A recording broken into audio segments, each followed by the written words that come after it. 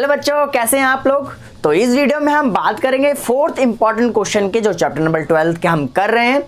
तो बिना देरी करते हुए हम वीडियो को शुरू करेंगे, लेकिन उससे पहले एक इंपॉर्टेंट बात, अगर आपने पहले 3 वीडियोस नहीं देखे हैं तो आप जाके वीडियोस को देखिए, आपको वीडियो का लिंक डिस्क्रिप्शन में मिल जाएगा। तो चलिए हम इस वीडियो को शुरू करते हैं और फोर्थ इंपॉर्टेंट क्वेश्चन को हम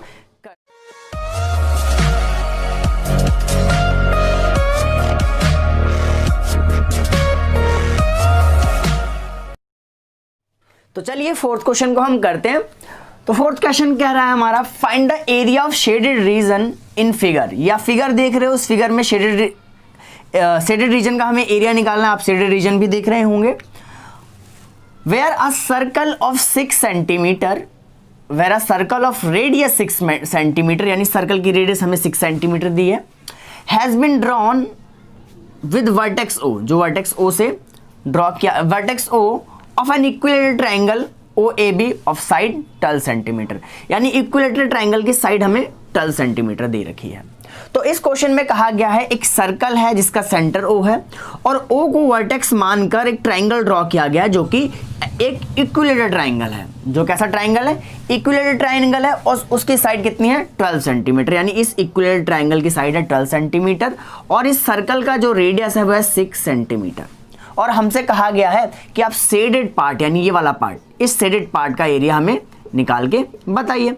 तो चलिए निकालते हैं इस शेडेड पार्ट का एरिया। तो कैसे निकालेंगे हम? Solution, area of shaded part, shaded part या फिर शेडेड रीजन। तो शेडेड रीजन का हमें एरिया निकालना है। तो कैसे निकालेंगे? देखो, सबसे पहले सोचो कि इस पूरे फिगर का एरिया हम कैसे निकालें। इस पूरे फिगर का हम एरिया कैसे निकालें, या फिर हमें सिर्फ शेडेड पार्ट का चाहिए। तो शेडेड पार्ट का हम कैसे निकालेंगे? देखो, अगर हम पूरे की बात करें तो एक सर्कल और एक ट्राइंगल, दोनों में ये वाला जो एरिया आपको दिख रहा है कॉमन एरिया हो जाएगा, दोनों का ये कॉमन एरिया हो जाएगा, 2 बार आ जाएगा।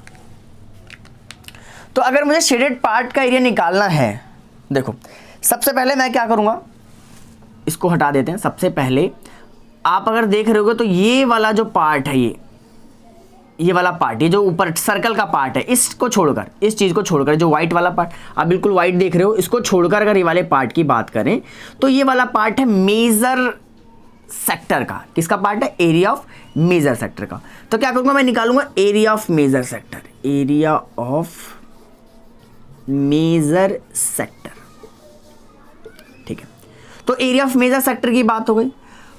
पूरे एरिया की बात करूं, बस पूरे फिगर का एरिया निकलेगा कैसे? Area of major sector plus ये पूरा ट्राइंगल प्लस एरिया ऑफ पूरे ट्राइंगल। तो एरिया ऑफ पूरे ट्राइंगल का लगाऊंगा तो ये पूरा ट्राइंगल का पार्ट आ जाएगा, ये भी आ जाएगा उसमें। तो मैं क्या करूंगा? Plus area of triangle, naming कर देता हूं मैं, AOAB। ठीक है, ट्राइंगल AOB, जैसे कि क्वेश्चन में लिखा है OAB। ठीक है, तो मैंने क्या किया मैंने अभी जस्ट क्या किया, पूरे फिगर का एरिया निकाला। पूरे फिगर का एरिया कैसे निकला?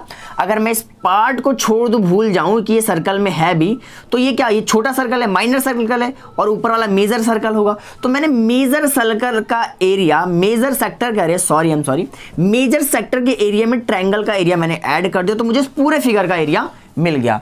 अब अगर इस पूरे फिगर में से मैं ये वाला पार्ट, ये जो व्हाइट था मैं ऐड कर रहा हूं, इस पूरे पार्ट को अगर मैं माइनस कर दूं तो मुझे हमारे शेडेड रीजन का एरिया मिल जाएगा। तो चलो मैं माइनस कर दे रहा हूं, minus area of sector, minor sector होगा। कौन सा सेक्टर होगा? Area of minor sector.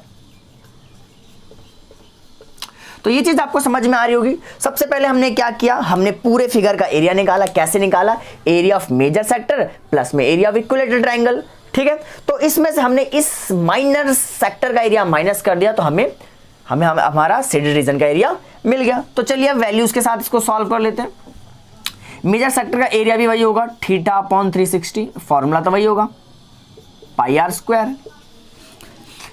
Triangle, equilateral triangle का एरिया का फॉर्मूला होता है √3/4 साइड का स्क्वायर। चलिए माइनस करना है हमें area of minor sector, formula तो वही होगा θ/360 πr²। बस हाँ, यहां पर अलग क्या होगा, यहां पर ये रेडियस अलग होगी, छोटे वाले की रेडियस और बड़े वाले की रेडियस अलग नहीं होगी, सेम होगी, सॉरी सर्कल का है। ठीक है, अलग होगा तो सिर्फ थीटा, देखो अलग होगा तो थीटा। अब क्योंकि ये छोटे वाले का, तो छोटे वाले का जो थीटा होगा वो 360 डिग्री होगा। कितना होगा? 60 डिग्री। अब 60 डिग्री क्यों होगा? क्योंकि हमें इक्विलेटरल ट्रायंगल दिया हुआ, और इक्विलेटरल ट्रायंगल के सारे एंगल क्या होते हैं? 60 डिग्री होते हैं, इसलिए थीटा क्या होगा? 60 डिग्री होगा। अब इसको मान लो ये बड़े वाले का थीटा डैश मान लो, तो थीटा डैश की वैल्यू क्या होगी? ये पूरा एक सर्कल में बन रहा है, सर्कल में क्या बना हुआ एंगल कितना होता है? 360 होता है। तो 360 में से 60 माइनस कर दो तो ये कितना आ जाएगा? 300 डिग्री आ जाएगा। चलिए, और साइड तो हमें गिवन है, इसकी साइड 12 सेंटीमीटर, रेडियस भी गिवन है 6 सेंटीमीटर, पाई की वैल्यू क्या रखनी है? 3.14। तो चलिए वैल्यूज को रखते हैं और सॉल्व कर लेते हैं।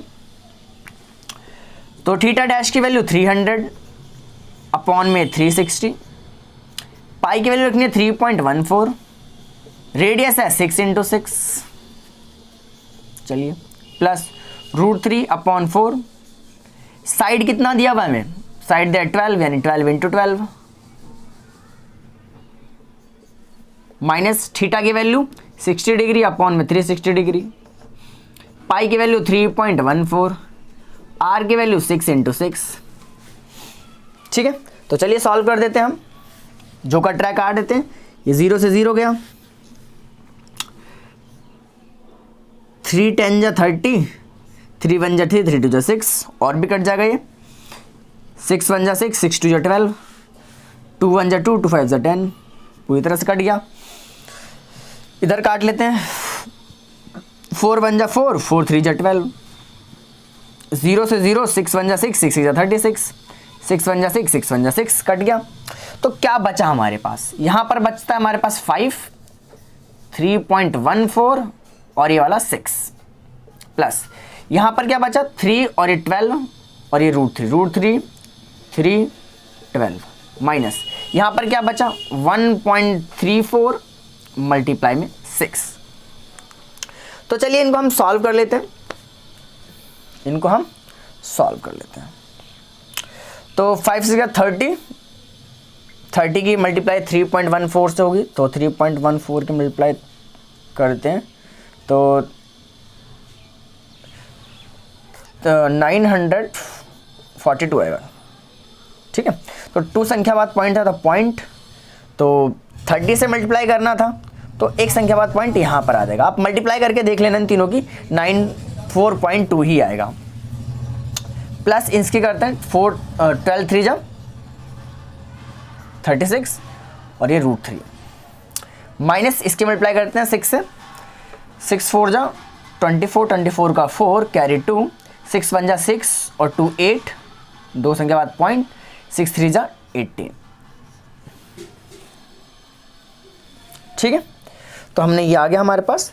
तो हम इसको सॉल्व कर लेते हैं। देखो इन दोनों टर्म्स को तो हम सॉल्व कर लेंगे, दोनों नंबर्स हैं, ये √3 वाला है, तो नंबर्स को हम सॉल्व कर लेते हैं। तो कर लेते हैं सॉल्व। तो 94.2 में से हमें घटाना है 18.84, यहाँ 0 ले सकते हैं हम। ठीक है, तो 10 में से 4 जाएगा, 6 बचेगा, 1 बचेगा, 11 में से 8 जाएगा, 3 बचेगा, और यहाँ पर 3 होगा, 13 में से 8 जाएगा, 5 बचेगा, और 8 में से 1 जाएगा, 7 बचेगा। तो यहाँ पर जो आंसर मिला हमें इन दोनों का 75.36 प्लस में 36 √3। ठीक है, चलिए यहाँ पर हम √3 की वैल्यू भी रख लेते हैं, अगर आप रखना चाहते हैं तो, वरना आप ऐसे रहने दीजिए। ठीक है,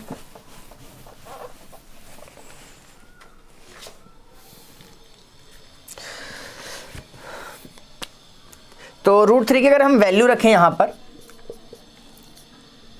अगर मान लीजिए एग्जाम में बोल दे कि √3 की वैल्यू भी रखो, तो आप √3 की वैल्यू भी लिख सकते हैं 1.73 होता है। ठीक है, आप वैल्यू पुट कीजिए, मल्टीप्लाई कर दीजिए इसकी। चलिए मल्टीप्लाई कर देते हैं हम यहाँ पर 36 की 1.73 से मल्टीप्लाई,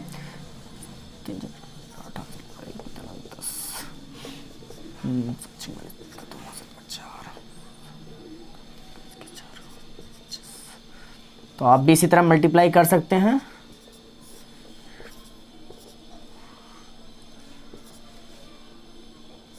ठीक है, तो मैंने मल्टीप्लाई कर दिया, तो 7.36 प्लस मल्टीप्लाई करके आया 6228, तो 2 डिजिट बाद पॉइंट था, तो पॉइंट लगा देते हैं, ऐड कर देते हैं इनको, 6 और 8 4 8 8 and 6 14, 14 का 4 कैरी 1, 3 और 3 6, पॉइंट का पॉइंट, 5 और 2 7, 7 6 13। ठीक है, तो आंसर हमें मिला 137.64 सेंटीमीटर स्क्वायर। तो आशा करता हूं आपको ये क्वेश्चन समझ में आया होगा। तो इसी तरह के इंपॉर्टेंट क्वेश्चंस करने के लिए तो आप हमारी वीडियोस को देखते रहिए और वीडियो को अंत तक देखने के लिए आप सभी का धन्यवाद।